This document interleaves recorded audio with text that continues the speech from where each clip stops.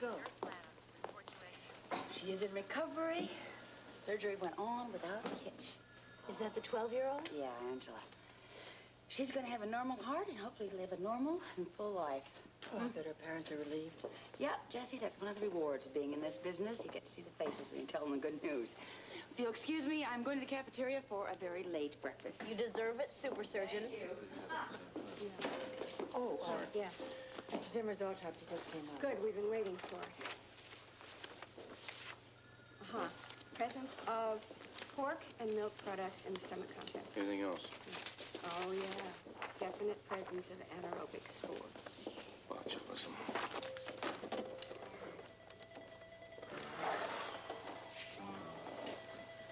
Charles, Rick, we've just been going over the autopsy report on Zimmer.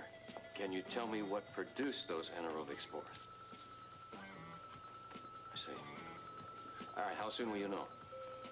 We're still testing. Well, tell him stat. We had 3 more cases check in the last 2 hours.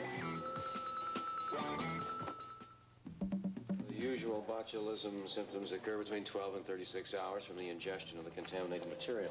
There are 6 strains, aren't there? Yeah. Mm-hmm. A through E.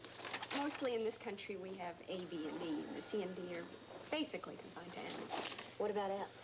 Oh, strangely, that is usually confined to Denmark, but they are all different forms of food poisoning, and they can all be fatal. Rick.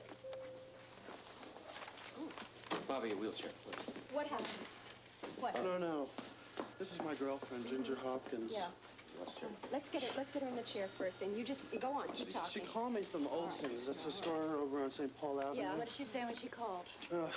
She sounded awful. She said she'd been throwing up a lot. Did she have any dizziness? Yes. I went right there, and she could barely stand up. Okay, we're going to take her to emergency, all right? Yeah, so we better get the rest of our team. Anyone know where Alan is? I'll find him. Thank you, Jessie. All right, let's go. You're going to have to do something for me, and I know you don't feel like it right now, but if you can tell me what you have eaten. Let's start like last night. You tell me everything you eat. Okay? Boy, is that another one? Definitely. Look, are you getting anywhere pinpointing this? Well, we know exactly what they're eating, but none of what they eat seems to match up with what someone else is eating. Maybe that's Mrs. Brewer. Yes, he is. Hold on. Rick. The lab. Yeah, Charles, what do you have? That's what it is. Oh. Well, no, that helps. Would keep at it, and will you keep me posted? Thanks very much. Well, this much is definite. As far as Zimmer is concerned, it's a packaged milk product. Well, does that jive with whatever your patients have been saying? It could. It very well could. Things are so general. I mean, there are, what, 10, 12 brands of packaged milk products, plus it could be packaged with something else. Right. Would you get Mrs. Zimmer for me, please? I hate to bother her again, but I've got to find out where she bought the food that she fed her husband. Important, Mrs. Zimmer. I want to be sure I got it straight. There was no gravy. Nothing else. Just the 2 items you mentioned. All right. Mrs. Zimmer, thank you again, and I apologize for having to disturb you again. You've been very helpful, and I'm very grateful.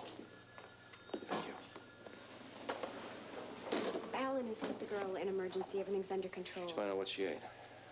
Yeah, you're going to laugh. This sounds like me. She had pizza last night, and then this morning she had leftover pizza, which she doctored up with canned pizza sauce and mozzarella cheese, and she just had a glass of water. That was her breakfast.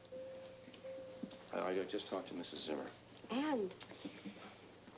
And she made a cream sauce for her husband's broccoli. Uh-huh. What did she use to make it? She didn't. She got it out of a can. Does she know what brand? No, she can't remember Wait a minute. She had cream sauce on the broccoli. Why didn't she get sick?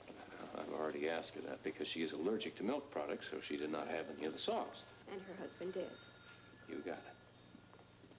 Well, we've got a trail to follow anyway. We just call everybody that was sick and ask if they had any canned cream sauce. It could be in preparations even more than that. I mean, it could be something that's made for potatoes or a pudding or something. Yeah, I think you'd find that in a lot of desserts. Yes, it means we need to get on the phones again. A lot of phone calls. Yeah, I want to call the mayor and let him know we have it. So long, Mary.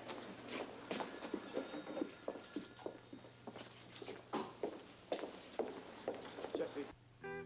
Checking myself from here to New York City and back. Why? Ah, it's all my fault. Oh, don't be silly. I never should have argued with her. It only made our situation worse. And then I walked out on her. It's all because of Weber and that lousy machinery. Honey, you did not cause this. No, I sure as hell helped it along. No words caused this. Nothing you said brought on this hemorrhage. How can you be so sure? Just trust me. But do you know something? I know that you're not responsible. But how do you know? Who are you?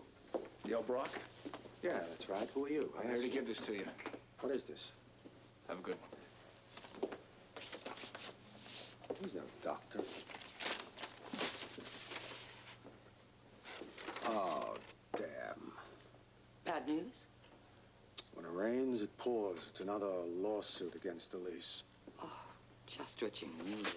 Can you believe the nerve of that guy? Comes waltzing in here and slaps me with some papers. I mean, this is a hospital room. Is nothing sacred anymore? What are you going to do about it? I'd like to wring that clown's neck. Honey, that's not going to solve your legal problems. That's true. But I know somebody that will.